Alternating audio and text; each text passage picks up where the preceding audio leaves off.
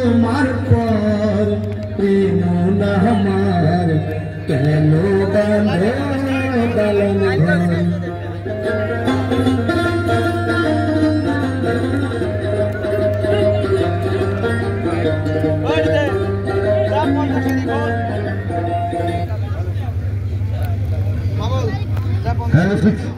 তাই দাদা ভাই আমাদের কব্বরটা চেক করেছিল কি নাই? আমাদের কব্বরটা কে চেক করেছিল? দাদা অল্প ওঠেন। আমাদের কব্বরটা ভালো করে চেক করেছিলে? কোন জায়গায় কোনো ফাটা ফাটা কোনো বস্তু ছিল না? এটা রশিদে তাকে বান্দি পাঠিয়ে দেওয়া হয়েছিল না? কোথায় থেকে সে রূপটা চলে আসিল দাদা ভাই? সে রূপটা কোথায় থেকে চলে আসিল? তাই বলি দাদা ভাই, তাই বলে যে পয়সাটা বড় বস্তু না।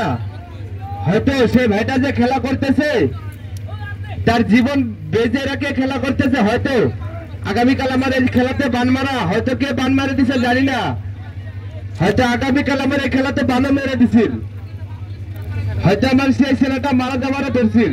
তাই দাদা ভাই আপনাদের দোয়া আশীর্বাদে হয়তো ছেলেটার কোনো ক্ষয়ক্ষতি হয় নাই।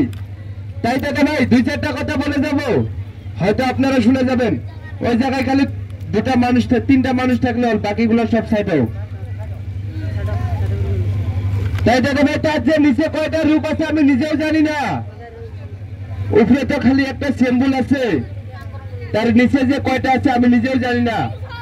তাই দাদা ভাই হয়তো যে কোনো বেমার আজার, হাওয়া বাতাস, ন্যাংরা নিলে বা যে কোনো কাজে পারে সে কাজ হয় না, এবং যে কোনো ব্যবসা চলে যায় সে ব্যবসা